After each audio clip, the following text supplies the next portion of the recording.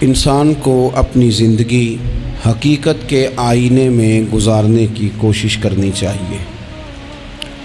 بہت ساری خوش فہمیوں سے، بہت ساری غلط فہمیوں سے اور بہت سارے دعووں سے اپنے آپ کو بچا کے رکھنا چاہیے۔ اللہ تعالیٰ کی رحمت پر امید رکھنا، نبی پاک صلی اللہ تعالیٰ علیہ وسلم کی شفاعت کی امید رکھنا، نیک اور صالحین کی نسبت کی امید رکھنا، یہ برا نہیں، یہ بڑا ہی بہترین ہے، یہ بڑا ہی خوبصورت عمل ہے، اس کی بہت ساری برکات ہیں۔ لیکن کسی غلط فہمی کا شکار ہو جانا اور یہ ساری امیدیں وابستہ کر کے یا ان ساری باتوں کو پیش نظر رکھ کے بے عمل ہو جانا، اپنی زندگی کو امور خیر سے پیچھے کر لینا، یہ نہ صرف یہ کہ قابل تحسین نہیں بلکہ یہ قابل توجہ ہے، اس کی اصلاح کی ضرورت ہے۔ قرآن مجید سورہ بقرہ سے جو آیہ کریمہ میں نے تلاوت کی ہے، اس میں اللہ تبارک و تعالیٰ نے اسی بات کا ذکر اہل یہود کے لیے فرمایا ہے۔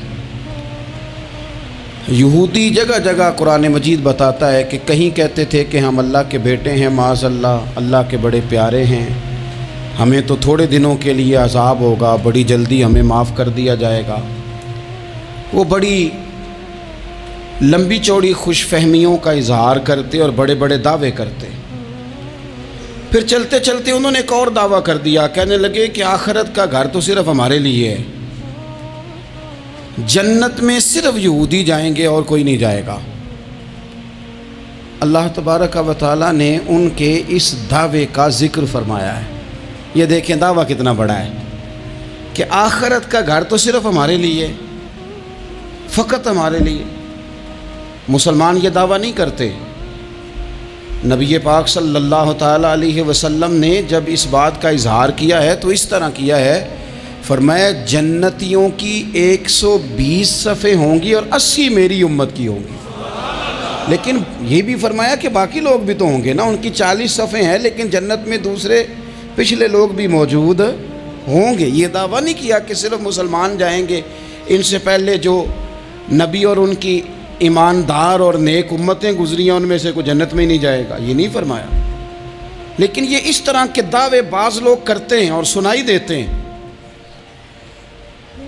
تو یہودی بھی یہ کہا کرتے تھے کہ جنت تو خالص ہمارے لیے ہے اور کوئی نہیں جائے گا اس میں۔ تو اللہ کریم نے فرمایا کل ان کانت لکم الدار الآخرۃ عند اللہ خالصۃ من دون الناس، اے محبوب علیہ السلام آپ ان سے فرما دیں اہل یہود سے کہ اگر آخرت کا گھر اللہ کے نزدیک باقی سب لوگوں کو چھوڑ کے خالص تمہارے لیے ہی ہے، سب کو چھوڑ کے صرف تمہارے لیے ہے آخرت کا گھر، تو فتمنوا الموت، تو پھر جنت میں تو مر کے جانا ہے نا، لہذا موت کی تمنا تو کرو۔ پھر کہو نا یا اللہ ہمیں موت دے تاکہ وہ جو تو نے ہمارے لیے اتنی بڑی چیز بنائی ہے ہم اس سے استفادہ کر سکیں۔ پھر تم موت کی تمنا کرو ان کنتم صادقین، اگر تم سچے ہو۔ لیکن رب فرماتا ہے وَلَن يَتَمَنَّوْهُ أَبَدًا بِمَا قَدَّمَتْ أَيْدِيهِمْ، یہ کبھی بھی موت کی تمنا نہیں کریں گے، انہیں پتہ ہے جو انہوں نے کمائی کر کے آگے بھیجی ہے۔ یہ موت کی دعوے کریں گے کہ جنت میں صرف ہم ہی جائیں گے، لیکن کبھی بھی موت کی تمنا، یہ کبھی موت کی تمنا نہیں کریں گے، اس لیے کہ انہیں پتہ ہے کہ ہم نے آخرت کے لیے کیا۔ یہ جو بہت سارے لوگ کہتے ہیں نا میری نسبت اور میری بات اور بلے بلے سارا کچھ میں ہی ہوں، تو ان سے کہو پھر سارا پیسہ کوٹھی پہ ہی لگائے جاتے ہو، پھر تو جنت تمہارا انتظار کر رہی ہے، پھر یہاں اتنے خرچے کرنے کی تمہیں کیا مشکل پڑی ہوئی۔ قرآن مجید کہتا ہے یہ کبھی بھی موت کی تمنا نہیں کریں گے، ان کو پتہ ہے جو اعمال انہوں نے کر کے بھیجے ہیں۔ واللہ علیم بالظالمین، اللہ ظالموں کو جانتا ہے، اللہ کو خبر ہے۔ میرے نبی پاک صلی اللہ تعالیٰ علیہ وسلم نے فرمایا اگر یہودی موت کی تمنا کرتے، جب ان سے کہا گیا تھا نا کہ اگر آخرت کا گھر خالص تمہارے لیے ہے تو موت کی تمنا کرو، اگر اس مقام پر وہ موت کی تمنا کرتے تو اسی وقت سارے مر جاتے، ختم ہو جاتا معاملہ۔ اگر تمنا کر لیتے تو تمنا ہی نہیں کریں گے۔ خوش فہمیوں میں مبتلا ہونا، بڑی بڑی باتیں کرنا، بڑے بڑے دعوے کرنا، بڑے بڑے تذکرے کرنا، بڑی بڑی اعلانیہ گفتگو کرنا اور اپنے ہی خیال میں بڑا کچھ بن جانا، یہ سنجیدہ لوگوں کا طریقہ نہیں۔ میں نے کچھ آستانے اپنی آنکھوں سے دیکھے، وہ کہتے ہیں جناب ہمارے حضرت کی نسبت اور حضرت ساتھ بیٹھے مسکرا رہے ہیں۔ اتنی دیدہ دلیری تو نہیں نہ ہونی چاہیے، آپ اپنے سامنے سارا کچھ اپنے آپ کو کہلوا رہے ہیں۔ شیخ ہلکا ہلکا مسکرا رہے ہیں، ان سے پوچھیں تو کہتے ہیں جی میں تو نہیں انہیں کہتا، تو آپ کہتے نہیں تو منع کیوں نہیں کرتے؟ آپ خوش فہمیوں میں، نعت خواں کھڑا ہوا ہے تو اس نے نسبت کی بات شروع کیا تو اللہ جانے وہ کدھر کا کدھر پہنچ گیا ہے۔ میں کہتا ہوں کون انکار کر رہا ہے نسبت کے فیض کا؟ کون منکر ہے؟ یہی تو باعث نجات ہے ہمارے لیے، امیدیں۔ لیکن یہ کہ خوش فہمی میں مبتلا ہو جانا اور اس طرح کے بڑے بڑے دعوے کرنا، اور پھر بہت ساری خوابیں آتی ہیں لوگوں کو اور خوابوں کی بنیادوں پر بڑا کچھ بنتا ہے۔ تو میں کہتا ہوں جناب خواب میں تو میں کہہ دوں آپ سے خواب میں کہ میں رات کا صدر بن گیا ہوں تو آپ کو کوئی اعتراض ہے؟ میں خواب میں بنا ہوں، آپ کو اس میں کیا اختلاف؟ حقیقت کی زندگی میں آئیں۔ حقیقت کی زندگی میں جتنے لوگ نیک ہیں، پرہیزگار ہیں، دعویٰ ہے غلامی کا، دعویٰ ہے نسبت کا، فلانی شے کا، تو پھر بھئی آپ نے اتنا مال کاہے کو جمع کر لیا ہے؟ پھر یہ کاریں، یہ بنگلے، یہ کوٹھیاں، یہ جائیدادیں، یہ جلسوں کی فیسیں، یہ نعتوں کی فیسیں، یہ کس لیے؟ پھر تو آخرت آپ کے لیے سجی ہوئی ہے، سنوری ہوئی ہے، پھر تو آپ اس طرف توجہ کریں۔ حقیقت پسندی کا مزاج جب تک قوموں میں نہیں آتا، قومیں اتنی دیر تک اپنی روحانی، اخلاقی اور کردار کی بلندی نہیں حاصل کر پاتی۔ تو موت کی تمنا، یہاں ایک بات اور سن لیں، شریعت اسلامیہ کے اندر مصیبتوں سے گھبرا کر موت کی تمنا کرنا منع ہے۔ کوئی شخص کسی مشکل میں ہے، بیماری میں ہے، تکلیف میں ہے، دکھ میں ہے، تو موت کی تمنا کرے کہ اس بیماری سے تو مر جاؤں تو اچھا ہے، تو یہ منع ہے اس کے لیے۔ ہمارے ہاں کچھ لوگ لا علمی کی بنیاد پر، چھوٹا سا جھگڑا گھر میں ہوا تو کہتے ہیں میں تو اللہ سے دعا کرتا ہوں میں اب مار ہی جاؤں۔ بھائی آپ اتنی سی بات نہیں سہ سکے اور آپ نے اتنی سی بات پر اتنی بڑی بات کر دی کہ میں اب چلا ہی جاؤں، اور یہ جھگڑوں کے اندر عام لوگ کہہ دیتے ہیں، یہ منع ہے۔ نبی پاک صلی اللہ تعالیٰ علیہ وسلم نے اس سے منع فرمایا، بلکہ مسلم شریف میں فرمایا کہ اگر تم نے کبھی دعا کرنی بھی ہو کسی وقت تو ان لفظوں سے کر سکتے ہو کہ یا اللہ جب تک میرا زندہ رہنا میرے حق میں بہتر ہے، مجھے دنیا میں رکھ، اور جب میرا یہاں سے چلے جانا تیری حکمت کا تقاضا ہے اور میرے حق میں بہتر ہے تو پھر مجھے ایمان کے ساتھ لے جا، پھر تو مجھے لے جا۔ تمنا موت کی کرنا اور مصیبتوں سے گھبرا کر کرنا، اور بھائی مشکلات میں جینا تو حسن ہے۔ اصل میں نا جس کی جان تھی نا اس کے نام نہیں نہ لگائی ہم نے کبھی بچوں کے نام لگا دی، کبھی کاروبار کے نام لگا دی، کبھی دوستوں کے نام لگا دی، پھر وہ بے وفا ہوا تو مرنے کو جی چاہا، وہ بے وفا ہوا تو مرنے کو جی چاہا، اس نے تنگ کیا تو مرنے کو جی چاہا۔ النبی اولیٰ بالمؤمنین من انفسہم، اللہ فرماتے ہیں تم نہیں جان کے مالک، میرا نبی تمہاری جانوں کا مالک ہے۔ جان پاوے نہ جان میرے محبوبہ، میں تے لگیاں توڑ نبھیساں، رات تیرے وچ رول کے مرساں، تے قدم نہ پچھاں ہٹیساں، شہر تیرے دے ٹکڑے منگساں، تے تیرے کتیاں دے قدم چمیساں، آزم اے جان امانت تیری، تو جدوں منگ سیں میں پیش کرے ساں۔ یہ تو کسی اور کی ہے، ہماری ہے نہیں۔ تو بہت سارے لوگ گھبرا کر ہو بڑی تکلیف آ گئی، بھئی آپ جلدی نہ کریں، بالکل جلدی نہ کریں، آپ حوصلہ پیدا کریں، اور جیا تو جاتا ہی مشکل میں ہے۔ اقبال نے کہا تھا کارے جہاں دراز ہے اب میرا انتظار کر، یہ زندگی لمبی ہے، یہ مشکلات سے ہو کر کے گزرتی ہے، اس میں مد و جزر رہتا ہے۔ تو شریعت اسلامیہ میں منع ہے موت کی تمنا کرنا، موت کی خواہش کرنا، بلکہ نبی پاک صلی اللہ تعالیٰ علیہ وسلم نے تو یہاں تک ارشاد فرمایا کہ تم موت کی تمنا نہ کرو، اس لیے کہ اگر تم برے ہو اور زندہ ہو تو ہو سکتا ہے زندگی میں اللہ تمہیں توبہ کی توفیق دے دے، اور اگر تم اچھے ہو تو پھر بھی موت کی تمنا نہ کرو، اس لیے کہ اچھے ہو تو تمہاری اچھائی میں روز برکت ہی ہو رہی ہے، لوگوں کو فائدہ ہی ہو رہا ہے، خیر ہی بٹ رہی ہے۔ تمنا موت کی کرنا، اور ویسے بھی نہ ہم اپنی مرضی سے یہاں آئے ہیں اور نہ مرضی سے جانے کی کوشش کرنی چاہیے معاذ اللہ۔ نہ اپنی مرضی آئے ہیں نہ اپنی مرضی سے کوئی مرنے کی کوشش کرے گا تو خودکشی حرام ہے، اور رب رسول کی مرضی سے مرے گا تو وہ شہادت ہے۔ وہ اس طرح کی شہادت ہے کہ جس میں کہا مردہ کہنا ہی نہیں، یہ تو زندہ ہے، اس لیے کہ میرے نام پہ مر گیا ہے۔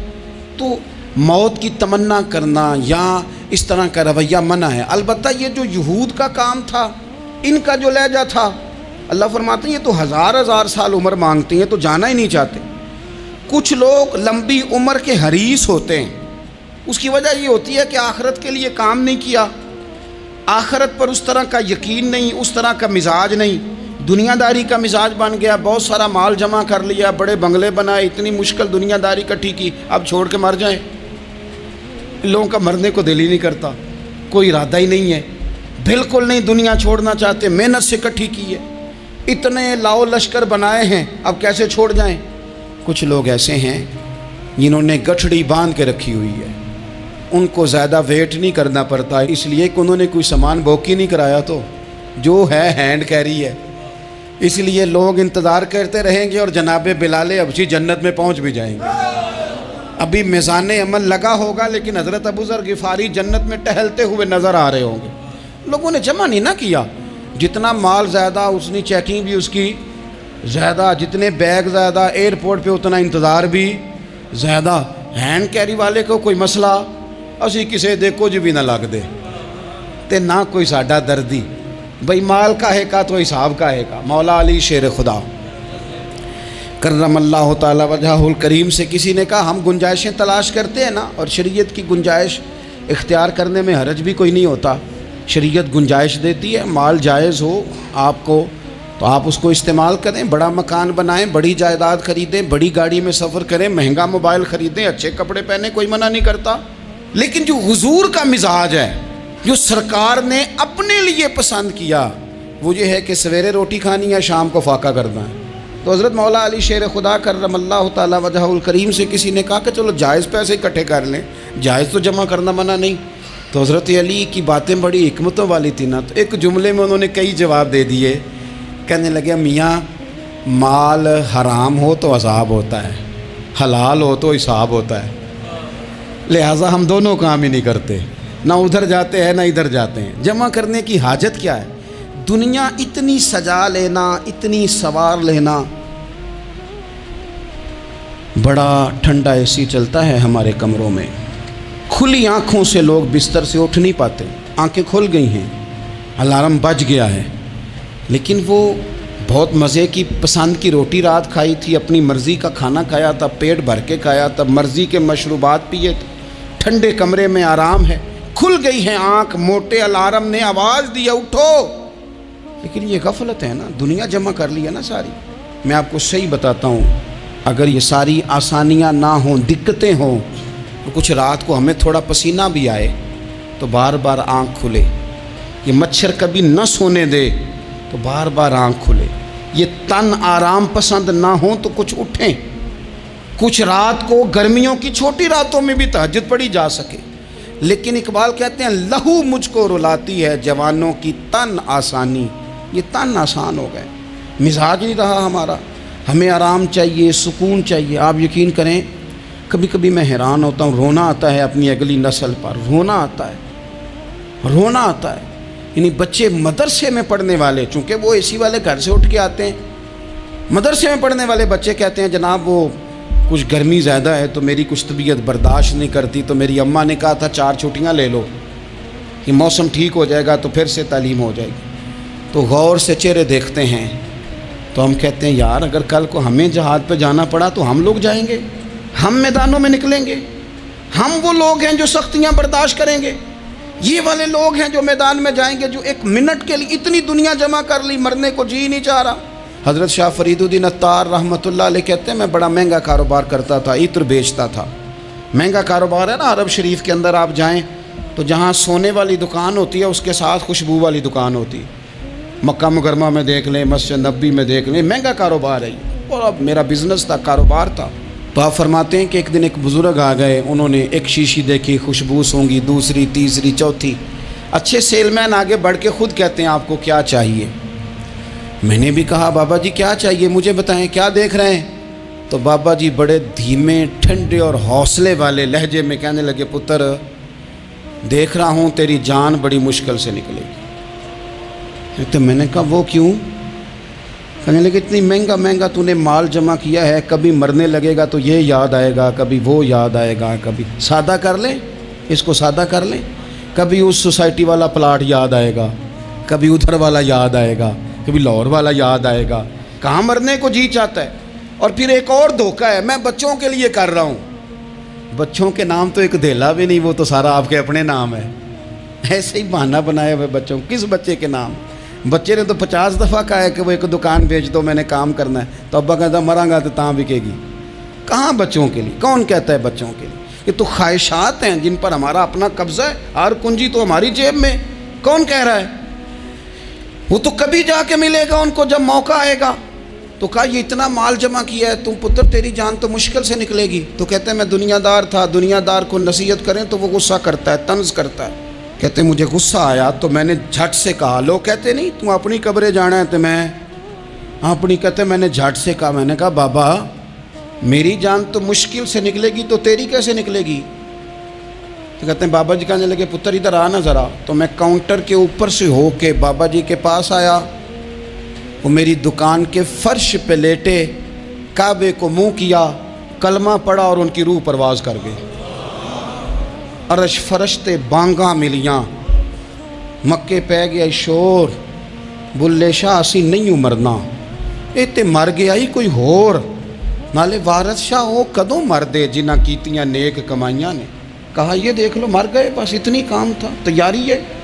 امام غزالی کا آخری وقت تھا نا, تو انہوں نے وضو کیا, غسل کیا, خوشبو لگائی, اپنے ہاتھوں سے چادر بچھائی, پھر تکیہ رکھا, پھر لیٹے, پھر حضور پہ درود پڑھا, اور پھر کہنے لگے رب اگر تیری مرضی ہے تو غزالی بھی تیرا تیار ہے. بس یہ جملے زبان پہ تھے اور روح پرواز کر گئی. موت کو سمجھے ہیں غافل اختتام زندگی, یہ ہے شام میں زندگی, پھر صبح دوام میں زندگی.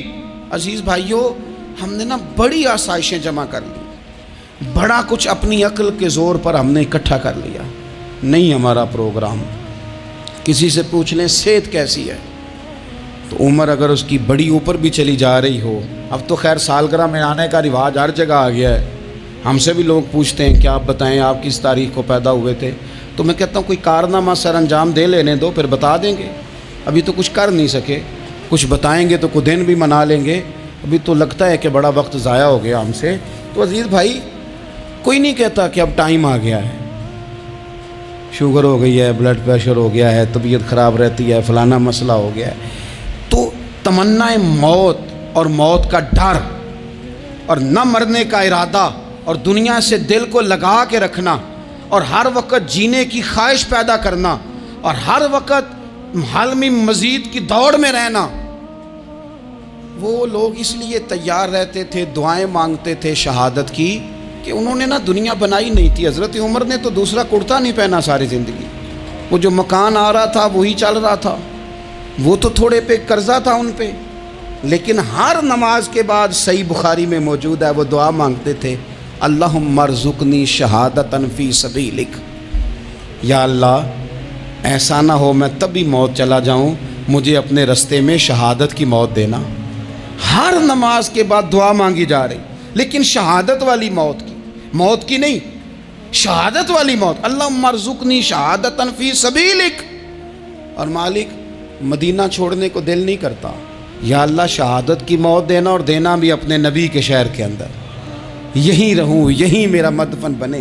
اللہ نے انہیں موقع دیا. آپ دیکھیں نا, ان لوگوں کا دل کرتا تھا. حضرت خالد بن ولید رضی اللہ تعالیٰ عنہ ساری زندگی میدان میں گزاری, پورے جسم میں 1 انچ جگہ باقی نہیں تھی جہاں زخم نہ ہو, ساری زندگی میدان میں رہے, لیکن آخری وقت روتے تھے, فرماتے تھے اس کی بے نیازی دیکھو, میں شہادت کے لیے میدان میں رہا لیکن شہادت میرا مقدر ہی نہیں تھی. اور پھر آخری وقت بھی فرمایا میرا گھوڑا, میرے کپڑے, میری زرہ, میری تلوار یہ کسی مجاہد کو دے دینا, چلو میں اب جہاد میں نہیں ہوں تو میرا سامان تو جہاد میں رہے, کسی مجاہد کو دینا.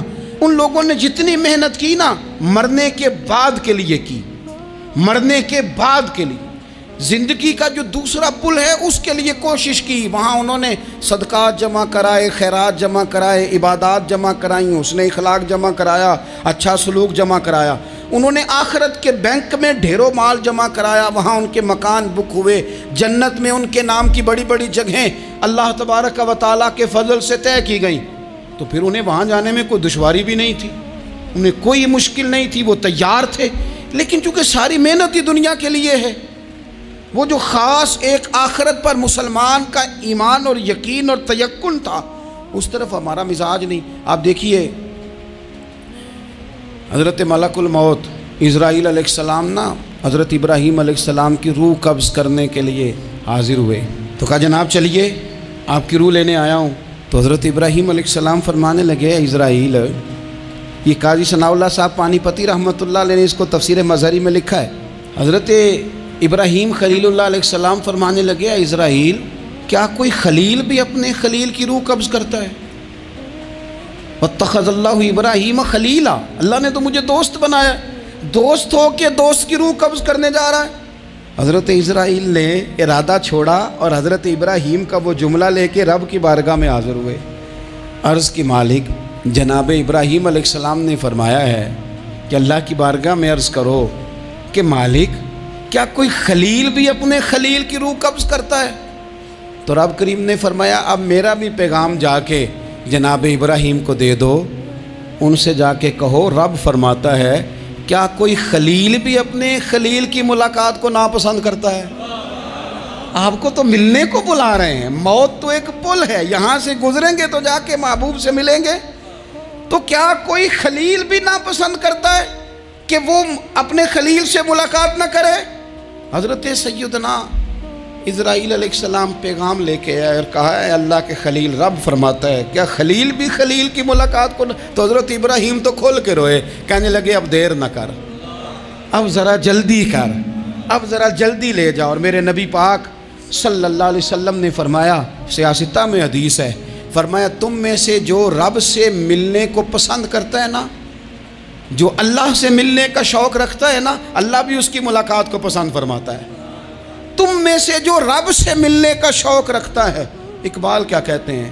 کہتے ہیں تیرے عشق کی انتہا چاہتا ہوں، تو میری سادگی دیکھ میں کیا چاہتا ہوں، میرا ذرا سا تو دل ہے مگر شوق اتنا، میں وہی لن ترانی سنا چاہتا ہوں، مالک میرا دل کرتا ہے میں تجھ سے کہوں رب آرینی، میں تجھے دیکھنا چاہتا ہوں اور تو مجھے کہے لن ترانی، تو نہیں دیکھ سکتا، میرا ذرا سا تو دل ہے مگر شوق اتنا، میں بھی وہی لن ترانی سنا چاہتا ہوں۔ پھر خود ہی کہنے لگے او بھری بزم میں راز کی بات کہہ دی، میں بڑا بے ادب ہوں سزا چاہتا ہوں۔